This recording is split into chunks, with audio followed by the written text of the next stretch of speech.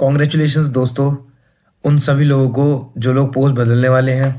कोई higher post पे जाएगा तो कोई लोअर पोस्ट पे अपने घर आएगा। कोई चेन्नई से दिल्ली आएगा और कोई अपना पोस्ट बदल कर कहीं और जाएगा। तो उन सभी को कॉन्ग्रेचुलेशंस, और मैं कहूँगा दुख मनाने की कोई बात नहीं है जिन लोगों का नहीं हो पाया। लक बेस्ड एग्ज़ाम था, आप सभी जानते हैं। जिसके ज़्यादा तुक्के बैठ गए, है ना, या फिर जिसने जो है जीके का क्वेश्चन पहले कभी पढ़ रखा था, वो अगर जिनके ज़्यादा सही हो गए वो लोग पेपर ले गए। और मैं ये भी कहूँगा कि अगर हम मैथ्स की बात करें तो सेक्शन 1 ही बेसिकली हमको सिलेक्शन दिलाता है। तो उसमें जिन लोगों ने थोड़ी सिली मिस्टेक कम की वो लोग आगे बढ़ गए, और जिन्होंने थोड़ी सी ज़्यादा कर दी वो लोग रह गए। तो दिल छोटा करने वाली कोई बात नहीं है, ठीक है। एग्ज़ाम का प्रेशर जो होता है वो यही होता है ना। कंपटीशन से बाहर कर देता है, कंपटीशन से इन कर देता है।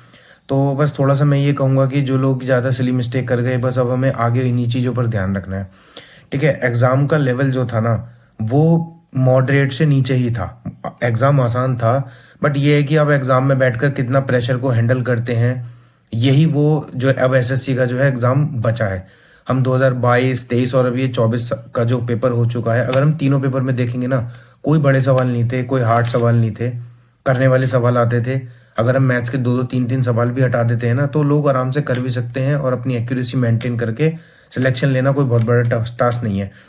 बट हम कंसिस्टेंटली यही गलती करते आते हैं कि हमको समझ ही नहीं मतलब समझ ही नहीं आता कि पेपर में अपीयर जब होंगे तो हम अपना जो हमारे अंदर जो एक घबराहट होती है, जो हमारे हाथ पैर फूल जाते हैं, उसको कैसे कंट्रोल करें। और ऐसा नहीं है कि मैं जो बोल रहा हूँ कि मैं नहीं कर पाया, मतलब इनफैक्ट मेरे साथ भी हुआ।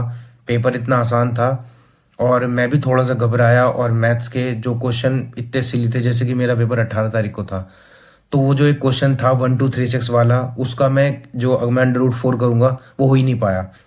क्यूब रूट में मतलब लगभग आप यकीन नहीं मानेंगे कि 3 महीने से मैं क्यूब रूट रट रहा था, और वो जो वहाँ पर लिखा था ना, मतलब क्लिक नहीं कर पाया। और वो जब एक बार क्लिक नहीं कर पाया तो दिमाग खराब हो जाता है। एक रेशियो का सवाल था जो जिसका 5 मतलब आई मीन 20 काट के 2, मतलब 5:10 के आसपास, मतलब 3:10 वगैरह जो था, उसको मैंने 4 बार क्वेश्चन को किया, और वो इतना मतलब इतना प्रेशर डेवलप हो गया था कि यार क्या हो रहा है, क्या हो रहा है। और मैं बस सिली मिस्टेक कर रहा था कि मैं बार बार 6 को गलत तरीके से काट रहा था। तो इन छोटी छोटी पॉइंट की वजह से ही सिलेक्शन से हम दूर हो जाते हैं। तो मैं चलो आपको अपने मार्क्स भी दिखा देता हूँ। हालांकि ये कोई फ्लॉन्ट नहीं कर रहा हूँ, बहुत अच्छे नंबर नहीं है, और शायद है कि कुछ ना भी मिले, मतलब ऐसा मुझे लगता है कि क्योंकि जो रैंक मित्रा पे आ रही है वो थोड़ी ज़्यादा जा रही है, और कुछ नहीं कह सकते, ठीक है। मैं आपको अपने नंबर दिखाता हूँ, देखिए। देखिए मेरा पेपर आप देख सकते हैं, यहाँ पर ये रोल नंबर है और ये पूरा पेपर खुल गया है, ठीक है। और ये मेरे मार्क्स हैं। देखिए मैथ्स में, मतलब क्वांट में मैंने टोटल 28 अटैम्प्ट किए थे, जिसमें से कि मेरे जो है 4 गलत हो गए और 68 मार्क्स आए, ठीक है। बस इन्हीं का दुख है। अगर ये मेरे थोड़े से सही हो जाते तो शायद कुछ और या सिनेरियो होता, मैं भी बाकी बच्चों की तरह बहुत खुश होता, ठीक है। क्वांट जीएस भी मैंने थोड़ी ठीक कर दी है, 76 मार्क्स हैं। और यहाँ पर जो इंग्लिश थी उसमें मेरा केवल एक ही गलत हुआ है, और वो बहुत सिली मिस्टेक था।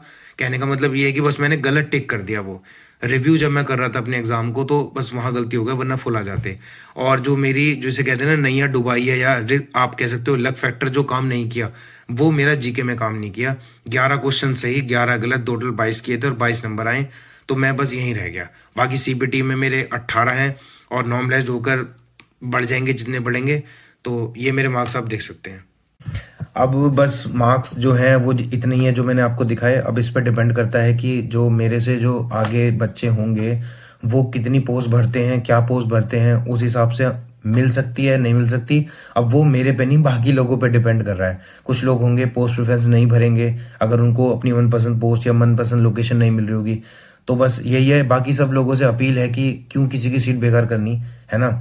और बस यही मैं कह सकता हूँ। बाकी मुझे ऐसा लगता है कि ना इस पेपर से हमको ये सीखना चाहिए कि ना, बस अगर आप काम डाउन है, अगर आपको धैर्य मतलब बनाए रख कर अगर आप एग्जाम दे रहे हो ना, तो आप पेपर पास कर जाओगे। सीजीएल, एसएससी सीजीएल के मैथ्स रीजनिंग में वो बात नहीं रही। इंग्लिश तो 90% लोग कर ही लेते हैं, पर अब इतना ज़्यादा हुआ नहीं है कि अब हम बहुत बड़े बड़े सवाल निकालें। ऑली बोर्ड के जब लाइव मॉक हुआ करते थे, तो लगभग मेरा ऑन एन एवरेज 310 315 रहता था, और वो अच्छे लेवल का पेपर सेट करता था ऑली बोर्ड। और उसके हिसाब से हमारा जो मेंस का मौका है, मेंस का जो रियल एग्जाम आया है, वो उससे काफ़ी लो आया है। तो इस पेपर में परफॉर्म ना करने का मतलब सीधा सीधा यही है कि आपको पेपर में बैठने का तरीका नहीं पता है ना? आप घबरा गए, आपने सिली मिस्टेक करी, आपकी एक्यूरेसी गड़बड़ हुई। तो अब मुझे लगता है कि अब हमको यही सीखना चाहिए अपने आने वाले एग्ज़ाम के लिए कि आप ना बड़े क्वेश्चंस की तैयारी ना करें कि बहुत ज़्यादा कॉम्प्लिकेटेड क्वेश्चंस को लगा रहे हैं। क्योंकि आप अगर आपको क्वेश्चन में बड़ा क्वेश्चन जब दिखता है, तो आपने वो कई बार अगर लगाया होगा पास्ट में, तभी आप उसको रियल एग्ज़ाम में अटेम्प्ट करते हैं, वरना तो सिंगल लाइन वाले जो क्वेश्चंस होते हैं ना, उनको भी लोग गलत कर देते हैं। तो अब आगे कोशिश ये करिएगा आप कि अगर जो लोग तैयारी करें तो ये बहुत आसान पेपर की तैयारी करिए। जैसे कि आपको टेक्स्ट बुक जो है, मैं किसी का ऐसे प्रमोशन नहीं कर रहा हूँ, पर जब टेक्स्ट बुक अपने आसान मॉक बनाया करता था ना, इजी वाले, तो लोग उनमें बहुत अच्छा स्कोर करते थे और लिखते थे कि यार ऐसा पेपर नहीं आने वाला, बहुत आसान नहीं आने वाला है, और जो है मतलब इतना आसान क्यों देगा। तो पर एग्जैक्टली में वही वैसे ही पेपर आते हैं। अब कोई बहुत टफ, बहुत ज़्यादा कंसेप्चुअल पेपर नहीं आता है, बहुत ज़्यादा नॉलेज नहीं चाहिए। आपको बस अपने मैथ, रीजनिंग और इंग्लिश में बहुत आसान चीज़ों की तैयारी करनी है और रिपीटेडली ज़्यादा प्रैक्टिस करनी है। और एक चीज़ आपको ध्यान रखनी है, पेपर कैसा भी आए, अगर हम अब उसको काम डाउन होकर अपना पेपर दे रहे हैं तो हम कर लेंगे। सिली मिस्टेक की वजह से लोग इतने ज़्यादा मतलब पूरी पूरी साल बर्बाद हो गई यार। इतने साल तैयारी कर रहे हैं लोग और सिली मिस्टेक के चक्कर में कभी कभी कोई मैथ्स के 4 सवाल हार्ड आ जाते हैं, उनके चक्कर में इतना प्रेशर डेवलप हो जाता है कि रीजनिंग गलत हो जाती है, कभी कुछ हो जाता है। इस बार ये हुआ कि जीएस में जिनके ज़्यादा तुक्के सही हो गए वो लोग अब पोस्ट ले जाएंगे। मैं ये भी कहूँगा कि चलो ठीक है, अच्छी बात है कि जिन लोगों के ज़्यादा नंबर है हो सकता है उन्होंने पढ़ा हो, बट मोस्टली जो ट्रेंड देखा जा रहा है वो यही है कि यार लोगों ने जितने ज़्यादा तुक्के लगाए हैं, जिनके ज़्यादा सही हो गए वो लोग पास कर गए। और कट ऑफ तो खैर बहुत जा ही रही है और हर साल कट ऑफ बढ़ेगी, है ना? चाहे पोस्ट कितनी भी आ जाए, हर साल कट ऑफ बढ़ती है। अब देख सकते हैं आप, तो कितने मतलब पिछली बार 330 जनरल गई थी, इस बार तो बहुत ही ज़्यादा जाने वाली है। और पोस्ट भी लगभग काफ़ी हद तक ज़्यादा ही ज़्यादा पोस्ट हैं, हर हर डिपार्टमेंट में पोस्ट बढ़ी है, पर तब भी कंपटीशन कम होने का नाम नहीं ले रहा है। ठीक है, तो बस अब यही है। और आगे से ना थोड़ा सा जीएस पे कम भरोसा करना है। परमार की मैं वीडियोस देखता था और परमार जो है बहुत बढ़िया पढ़ाते हैं, नो डाउट। और सारा जो जीएस है मैंने उन्हीं से किया था। पूरी जो आपकी पिनेकल की जो जीएस की बुक है वो मैंने पूरी लगाई थी 2 बार। पर वहाँ का पता नहीं क्या हुआ, पेपर ऐसा आ गया कि कुछ समझ में नहीं आया, है ना? गलती ज़्यादा हो गई और इनफैक्ट कि 4 ऑप्शन में से मैं 2 तो एलिमिनेट कर लिए थे, पर उन 2 में भी एक गलत हो गया। अब ये है कि कभी जीएस में तुक्के नहीं लगाएंगे, चाहे 5 सवाल आते हो 5 करके अपना पेपर खत्म कर देंगे, है ना? और बस मैं कहूँगा कि थोड़ा दुख तो है। देखो कितने सालों से सोचते हैं कि कुछ बन जाएंगे, अच्छा कुछ अच्छी पोस्ट उठा लेंगे, पर हो ही नहीं पा रहा है वो सपना पूरा। और पता नहीं लाइफ में कितने कॉम्प्रोमाइज़ेस करे हैं, ये शायद किसी को पता नहीं है। हर साल कॉम्प्रोमाइज़ कर रहे हैं, उम्र बढ़ती जा रही है। जो एक बहुत अच्छा टाइम है वो हम सिर्फ एग्ज़ाम देने में बिता रहे हैं। आगे बहुत सारी चीज़ें हैं, है ना? कुछ समझ में आता नहीं है, बट अब एक होप होती है कि कुछ हो जाएगा, बट अब वो होप बिना लक बेसिस के ऊपर हो गई है और कुछ कहना बहुत मुश्किल है। आप पूरी साल तैयारी करते हैं, पेपर ऐसा आ जाता है कि मतलब मैं सिर्फ ब्लंटली मैं एक बात बोलूँगा, गधे घोड़े सब बराबर हो जाते हैं और जिसके ज़्यादा तुक्के सही हो गए वो पेपर निकाल लेता है।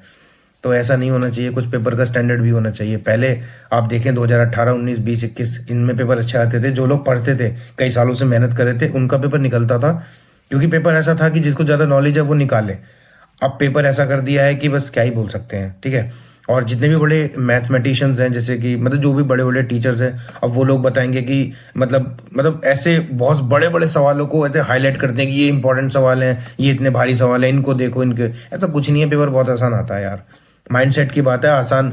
अब बस अब एक चीज़ देख लिया है। और एक बात और है कि पेपर अब ऐसा नहीं रहा है कि आप बहुत सारी छुट्टी लेके बैठो, दिन दिन रात के सारे काम छोड़कर आप अपने सीजीएल की तैयारी करो। नहीं, आप मस्त मौज अपनी ज़िंदगी जीते रहो। आप कोई काम करते रहो, पढ़ते रहो, जॉब करते रहो, जो भी कर रहे हो आप करते रहो। शाम को एक मॉक टेस्ट लगा लो ताकि आप अपनी मैथ, रीजनिंग, जीएस वगैरह को एक रूटीन में रखें। एक मॉक टेस्ट मतलब चलो एक नहीं, मैं कहता हूँ कि एक हफ्ते में दो मॉक टेस्ट आप दे दो और बाकी 2 या 3 घंटा अगर आप पढ़ते रहोगे ना, तो मैं ऐसा एग्जाम या इससे थोड़ा सा भी ज़्यादा अगर 2025 का आ जाता है तो वो भी आप निकाल लोगे। ज़्यादा मेहनत की जरूरत नहीं है। लक बेस्ड एग्जाम है, मुंह उठाकर पेपर देने जाओ और निकल जाएगा। अब मैं इतना कह सकता हूँ कि इस एग्जाम को अगर मैं 1 साल पहले, 2 साल पहले भी देता ना तो इतने ही नंबर आते और इतना ही जाता। इसमें कोई ऐसा कोई डिफरेंस नहीं है। जो चेंज आता जीएस में आता। अगर मेरा दिन अच्छा होता, मेरा लक अच्छा होता तो आ जाते, वरना तो कोई बात ही नहीं है। तो बस ये है।